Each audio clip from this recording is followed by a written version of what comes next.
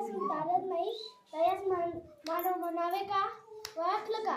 मी सावित्री ज्योतिराव फुले, खंडाळा तालुक्यातील नायगावच्या खंडोजी नावाच्या पाटलांची मी कन्या.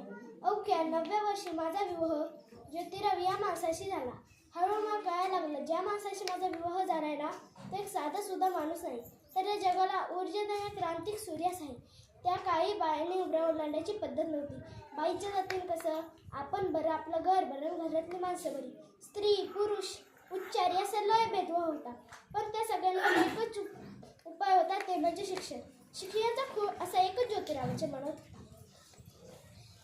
शिक्षणाचा प्रसार करताना पुरस्कार ब्रिटिश मॅडम त्यांना म्हणाले, मिस्टर फुले, तुम्हाला शिक्षणाचा प्रसार करायचा आहे ना, अगोदर महिलांना शिकवा. कारण एक मुलगा शिकला ना, तो एकटा शहाणा होतो, पण एक मुलगी शिकली ना, संपूर्ण कुटुंब शहाणे करते.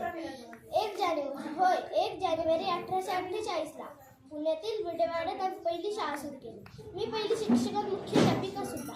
शेपाटासारखा जगलात तर काम तमाम होईल, पण जर वाघासारखा जगलात तर नाभ होईल.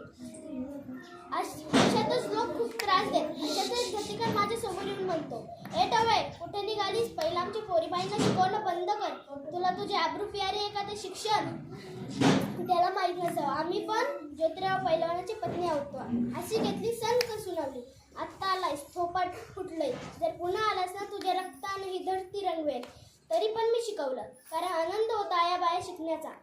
नित्ती विना मत्ती गेली, मत्ती विना गत्ती गेली, गत्ती विना शुद्ध खचले, आणि एवढा ते का विद्याने केले. म्हणूनच आपल्या पोरीला शिकवा, त्याला स्वतःच्या पायावर